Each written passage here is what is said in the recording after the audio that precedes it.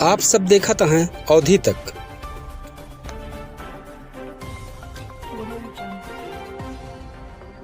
सुल्तानपुर जनपद के चर्चित कवि, गजलकार, लेखक डॉक्टर डी.एम. मिश्र के अवधि तक पर इंटरव्यू कुछ दिन पहले दिखावा गया रहा, जिसमें से कुछ बातचीत का अंश बच गया रहा।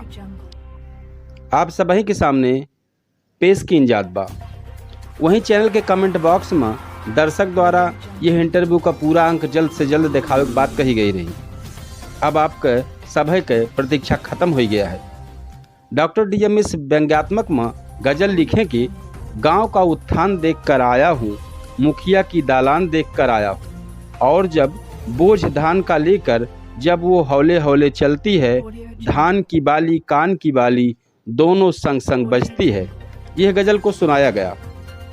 आप सब यह भाग का बचा इंटरव्यू देखें। अवधि में ना है, लेकिन अब तो गांव में नहीं खड़ी बोली समझत है, तो उनकी भाषा में हमने लिखा कि गांव का उत्थान देखकर आया हूँ। गांव का बड़ी चर्चित है, बहुत इसको जानते हैं। गांव का उत्थान देखकर आया हूँ, मुखिया का दालान देखकर आया हूँ। व्यंग देखिए, माने गांव में और उत्थान कहता ना देखा, खाली मुखिया के दलान वो है उत्थान रहा, वो है विकास रहा। गांव का उत्थान देखकर आया हूँ, मुखिया का दालान देखकर आया हूँ। मनरेगा की कहाँ मजूरी चली गई, मनरेगा की कहाँ मजूरी चली गई, सुखिया को हैरान देखकर आया हूँ। कल तक टूटी छान न थी, ये पक्का है। कल तक टूटी छान न थी, अब पक्का है।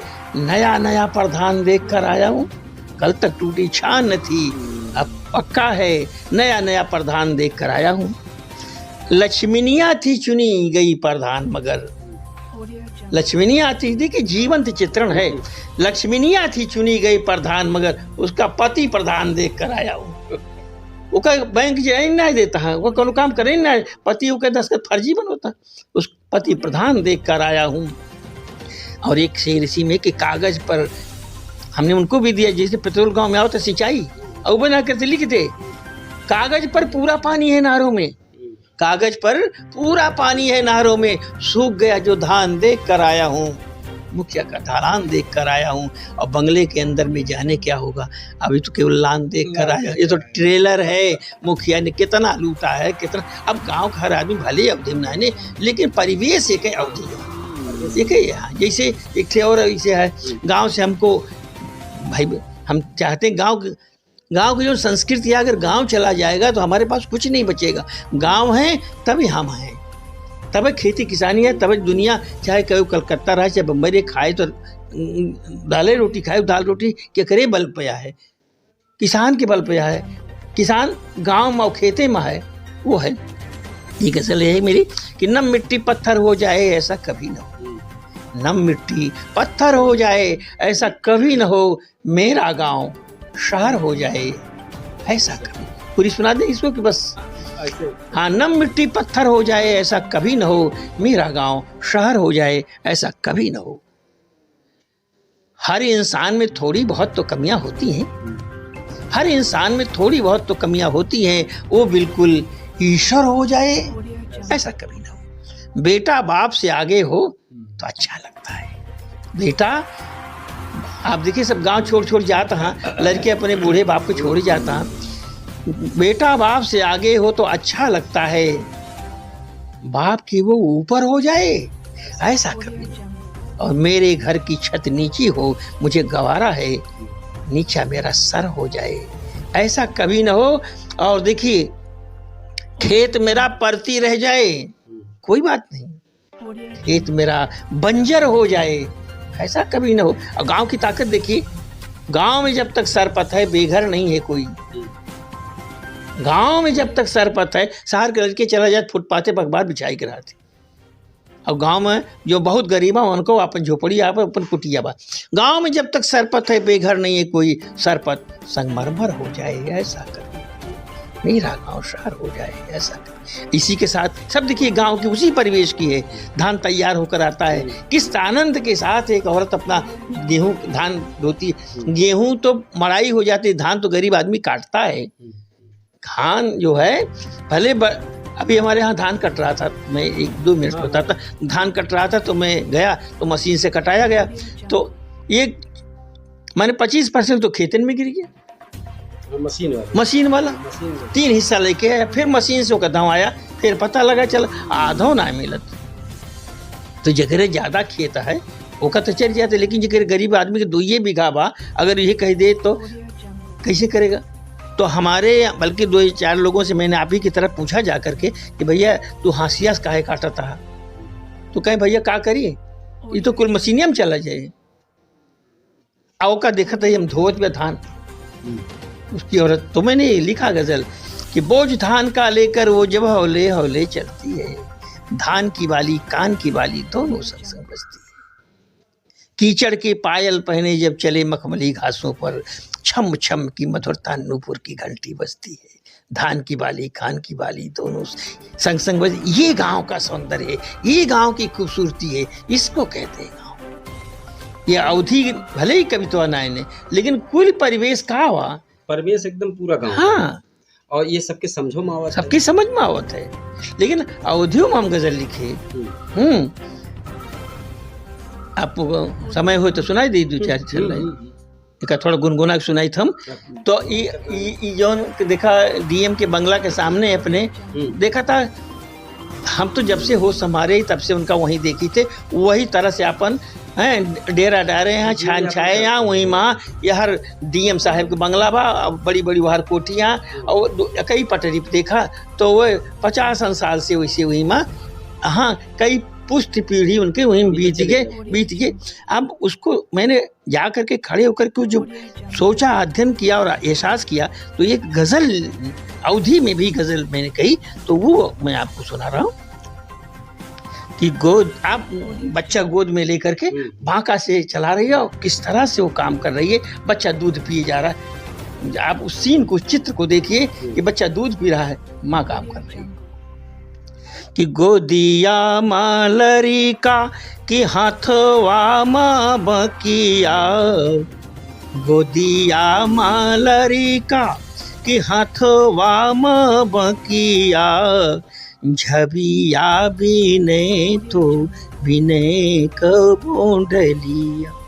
गोदिया मालरी का कि हाथवा माँ बकिया, झबिया बिने तो बिने कबो डलिया। उनकी आवाज का चित्रण एक शेर में देखें कि कतहूँ भवनवा न कतहूँ आंगनवा, कतहूँ भवनवा न कतहूँ आंगनवा, बस एक डेरवा में बीते जिंदगिया। उनके बेटवा पतो सब एक साथ मिलकर काम करते हैं। तो उस पर मैंने एक शेर कहा कि बिटिया दमदवा कि बेटवा पतोहिया, बसवा छिले क्यों गढ़े क्यों खपचिया। खाना कैसे बनाते हैं, क्योंकि उनके पास कुछ है ही नहीं, फिर भी बनाते हैं, इतने दिनों से बनाते हैं, खाते हैं। तो उस पर मेरा एक शेर आया कि गेसिया अंगीठिया न चूल्हा हीटरवा, गेसिया अंगीठिया न चूल्हा हीटरवा, चुरुहिया हरवा पे ताई बटुलिया। लेकिन प्यार आपस में बहुत है, खाती पी कैसे, उसको मैंने एक शेर में चित्रण किया कि मिली बाटी खाए जुरे पानी पातर, दुई एक थरिया और बाकी पथरी, पत्तल पे खा रहे। इतना सब कहते हुए वो काम बहुत महत्वपूर्ण कर रहे, कितना सुंदर बनाते हैं। उनके किए हुए काम को देखिए, कभी जाकर खड़े होकर के। शुक्ल जी, मैं आपको कहूंगा कि आप जाकर कभी देखिए, देखते ही होंगे, ध्यान नहीं दिया होगा, लेकिन आप देखें कि हाँ कि विधि से बनावे विविध रंग रंगे, विधि से बनावे विविध रंग रंगे, बेचे साहत दाम अपनी बजरिया। वहीं से सस्ते वही डलिया उसकी मार्केट में जाएंगे तो जो 100 रुपये में मिलेगी उसकी यहाँ 40 में मिलेगी, 35 में मिलेगी, सस्ते में बिक जाते वहीं से। अब देखिए आखिरी शेर में मैं कह रहा हूँ कि माने फुटपाथ महल तक कैसे जोड़ता है अपने इस काम से। उसका काम इतना महत्वपूर्ण, इतना बड़ा काम करे तो कि फुटपाथ महल से जुड़ जाता। शेरा हाँ गलत है, वो महल तक जात है। गवना भी सब में जाता है, गवना भी आहवा किति जिया चौथिया जाए महलवा माँ भरी भरी मिठैया। किस तरह से गोदिया मलरी का हथवा माँ बकिया झबिया बिने तो बिने कबो डलिया। तो इस तरह से अवधि में भी हमने लिखा और ऐसा लिखा, ऐसा लिखने की कोशिश की कि जो नहीं गांव को मने समझ जाए। माने एका जाए कि हम उनका सबका सुनाए ना, अद्भुत हो गए सब। अरे हमारी जिंदगी तो कहते जैसे रेखा चित्र खींच दिए, जैसे तस्वीर उतार दें, कैमरा की जरूरत ही ना रही।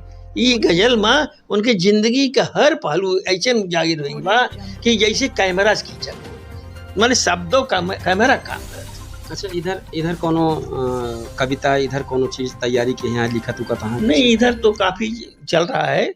ज़्यादातर इधर अवधि में तो काम नहीं हो रहा है, क्योंकि ज़्यादातर मेरी जो शोहरत है वो गज़ल को लेकर है। हिंदी और उर्दू गज़ल में मेरा अपना एक स्थान है, महत्व है। और दर्जन भर से ज़्यादा किताबें मेरी आई, वो सब लगभग ज़्यादातर खड़ी बोली में है। और गज़ल में देखिए अपने यहाँ सुल्तानपुर में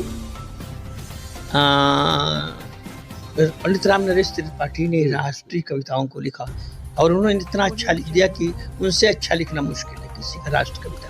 राष्ट्रीय कविताएं उनसे अच्छा कोई नहीं लिख सकता। उनके बाद में आप फिर देखिए मजरूह सुल्तानपुरी ने जैसा काम फिल्मों में कर दिया, कोई नहीं पा सकता। अजमल सुल्तानपुरी ने भी बहुत अच्छा लिख दिया। हिंदी कविता में त्रिलोचन और मान बहादुर इतना अच्छी कविताएं लिखे हैं। गाजीपुर क्षेत्र के त्रिलोचन और मान बहादुर, इनकी कविताएं कोर्स में पढ़ाई जाती है, बीए में पढ़ाई जाती। कितने लोगों ने इन पर रिसर्च किया। अब इन लोगों ने इतना अच्छा कविता लिख दिया कि वो पार पाना मुश्किल है। लेकिन गजल विधा अछूती थी सुल्तानपुर।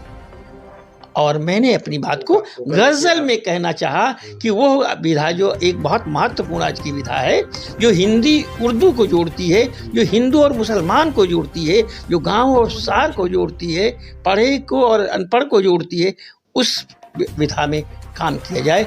तो इधर मेरी कई किताबें गज़ल में आई, जैसे आईना दर आईना, वो पता ढूंढे हमारा लेकिन सवाल टेढ़ा है। तो वो बहुत चर्चित। अभी देश के 11 गज़लकारों को लेकर मैंने गज़ल एकादश का संपादन किया, तो सब बहुत चर्चित हैं। और ये है कि मैं बहुत लिखने में ही केंद्रित रहता हूँ, मैं बहुत कम प्रचार प्रसार की तरफ जाता। बहुत अच्छा है। तो हम फिर आपसे मुलाकात करते रहबे और हमें जानकारी करते रहबे। और चूँकि हमारे अवधि तक काटे, हमें हम अवध के भाषा के बारे में ज़्यादा से ज़्यादा लोगन तक पहुँचे कोशिश करबे और फिर हम आपसे मुलाकात करबे। तब तक की ताई जय हिंद।